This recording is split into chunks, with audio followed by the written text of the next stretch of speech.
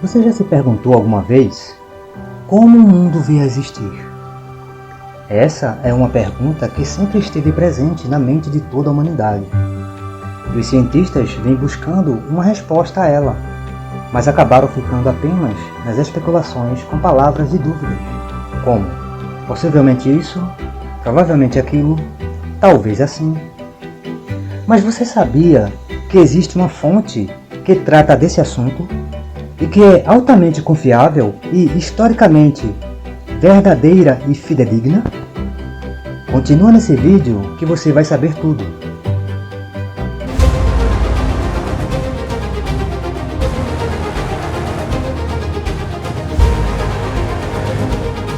Olá a todos, sejam bem-vindos. Você está no canal Verbo Divino. Eu sou Romildo Filho e irei lhes conduzir a mais uma breve exposição bíblica, que hoje tem como tema a origem do universo. O interesse na origem do universo é muito antiga. Há milênios antes de Cristo, cada civilização da antiguidade já havia estabelecido a sua cosmogonia, muito similar entre elas, nas quais o surgimento do mundo era fruto dos conflitos e relações sexuais entre os deuses. Tais divindades estavam intimamente ligadas ao universo. O universo era a divindade e a divindade era o universo. A matéria era a parte externa desses deuses, o corpo físico deles. Por essa razão, o culto daquelas nações baseava-se na adoração do sol, da lua, das estrelas, do mar, dos rios e até mesmo dos animais. Os filósofos da Grécia Antiga desacreditavam das mitologias.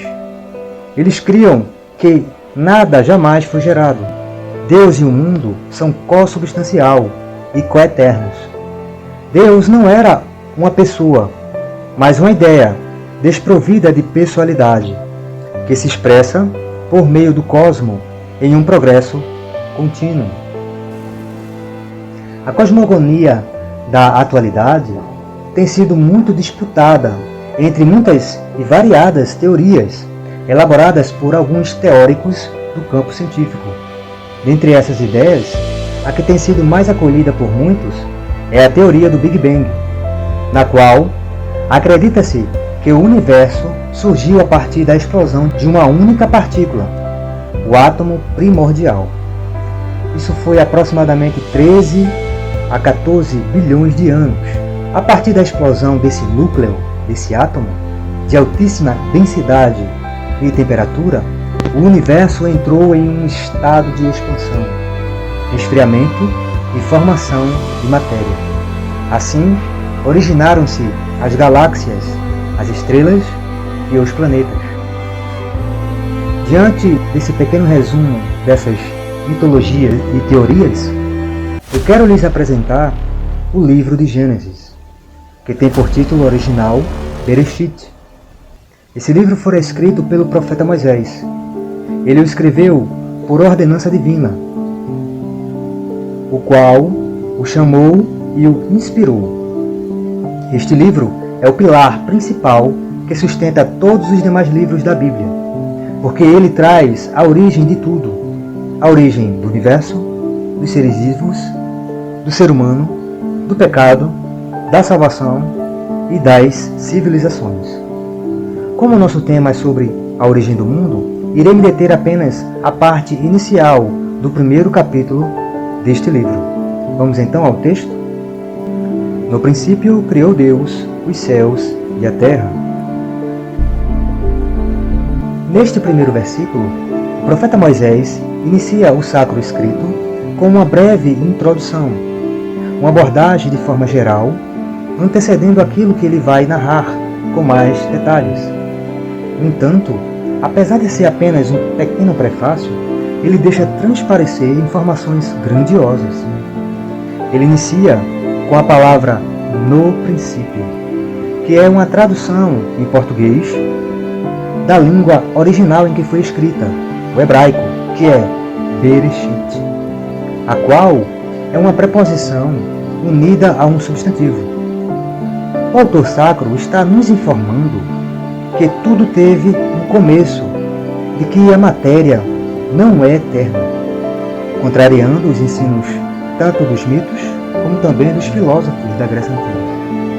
Ela teve um início. Mas como se deu esse início? A palavra seguinte nos dá a resposta.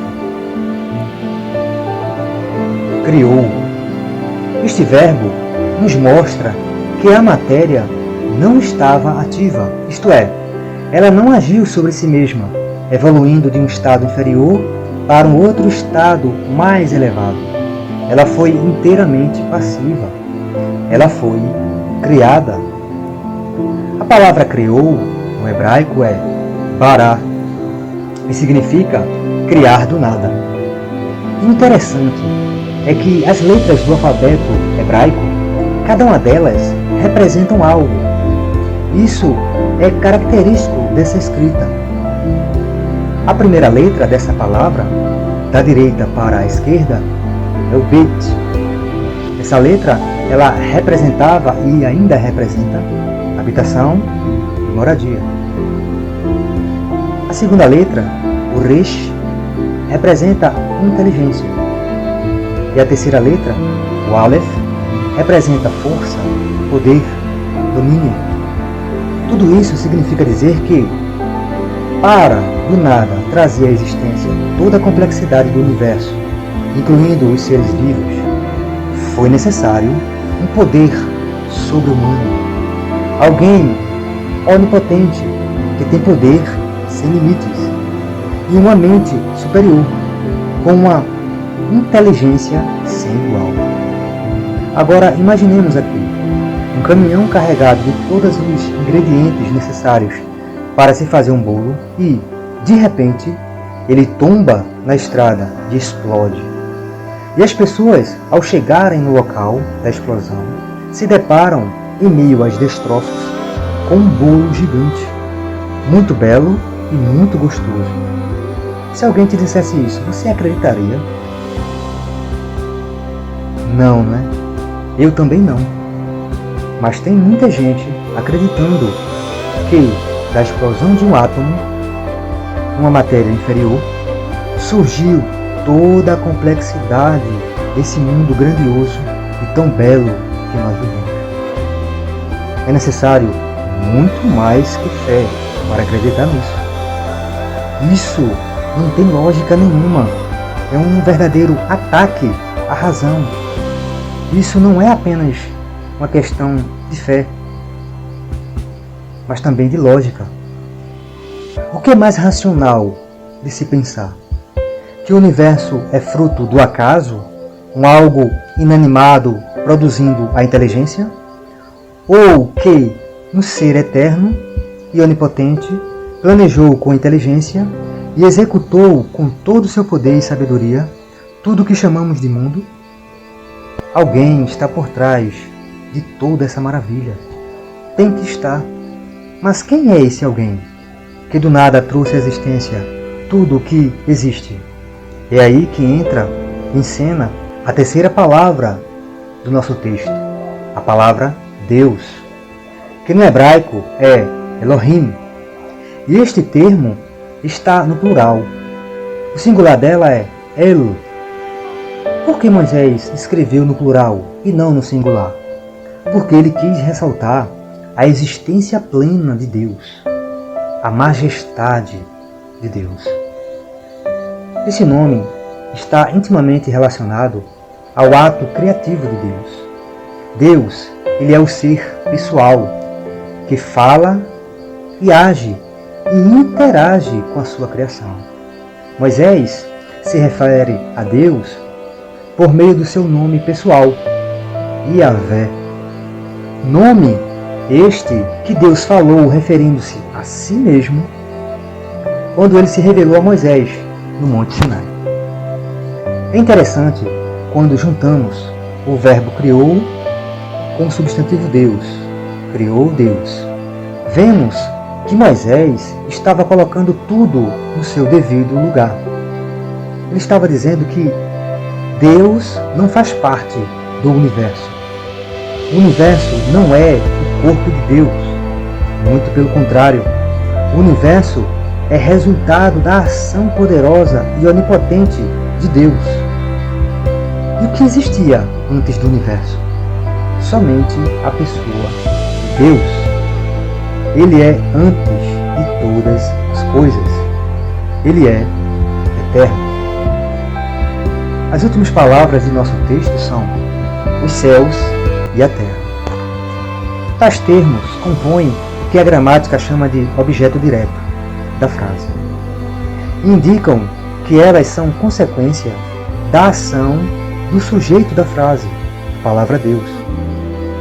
Isso transparece ao nosso entendimento que, no momento em que os céus e a terra vieram à existência, elas, por si só, refletiam e ainda refletem, não apenas a eternidade, poder e sabedoria de Deus, mas também o seu domínio, o seu controle absoluto sobre ela. Na linguagem do Antigo Testamento, quando se fala os céus e a terra, equivale ao que nós, na atualidade, chamamos de universo. Tudo o que está acima dos céus e tudo o que está embaixo, na terra. A ação criativa de Deus se estende não apenas a uma parte do universo, mas, sim, a todo ele, à plenitude de tudo o que existe. E Deus exerce sobre esse universo todo o controle, porque Ele é o Criador. A Ele toda honra e glória eternamente, porque dele, por meio dele e para ele são todas as coisas. Até o próximo vídeo. Ajude o canal, se inscreva e deixe o seu like.